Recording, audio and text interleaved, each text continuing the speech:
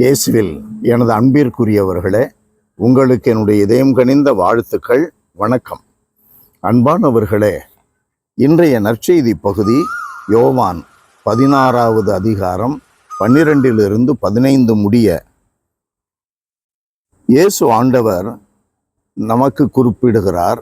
சீடர்கள் வழியாக நமக்கு சொல்லுகின்ற வார்த்தைகள் உண்மையை வெளிப்படுத்தும் தூய ஆவியார் வரும்போது அவர் முழு உண்மையை நோக்கி உங்களை வழி நடத்துவார், வரப்போகிறவற்றை உங்களுக்கு அறிவிப்பார். இவ்வாறு அவர் என்னை மாட்சிப்படுத்துவார். அன்பானவர்களே, தூய ஆவியானவரை ஒரு மனிதன் கொண்டிருந்தால் அவன் நேரிய பாதையில் வழி நடக்கிறான், நிறை வாழ்வை நோக்கி வழி நடக்கிறான். தூய ஆவி வரும்பொழுதுதான் ஒரு மனிதன் தூய ஆவியினுடைய ஆற்றலால் நிறை வாழ்வை நோக்கி நேரிய பாதையிலே, உண்மையின் பாதையிலே நடக்க முடியும்.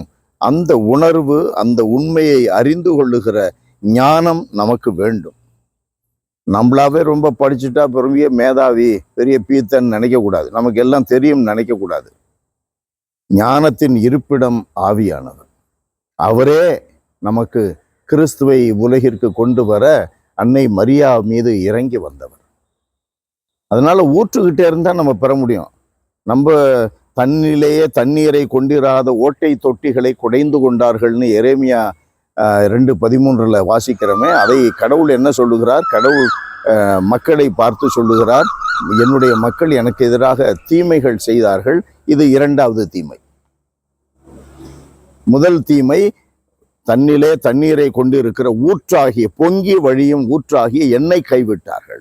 அப்ப கடவுளை கைவிடாம, நமக்குன்னு ஒரு குண்டு சட்டியில குதிரை ஓட்டாம, ஓட்டை தொட்டிகளை கட்டி கொள்ளாம, குடைந்து கொள்ளாம இருக்கணும்னா நம்ம என்ன செய்யணும்? கிறிஸ்துவை சார்ந்து, அவர் தருகின்ற ஆவியானவரை சார்ந்து, ஆவியானவருடைய தூண்டுதலின்படி நாம் நடந்து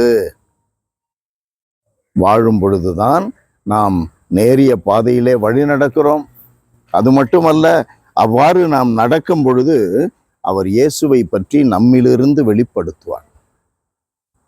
இயேசுவை பற்றி வெளிப்படுத்துவார். கடவுளை நாம் மாட்சிப்படுத்துவோம். உண்மை வெளியே வந்தால் தானே கடவுளுக்கு மாட்சி.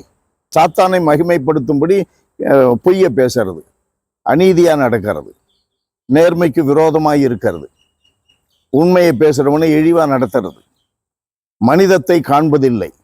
அப்படின்னா சாத்தான் மகிமைப்படுத்தப்படுகிறான். சாத்தானுக்கு அடிமை ஆயிடுறோம்.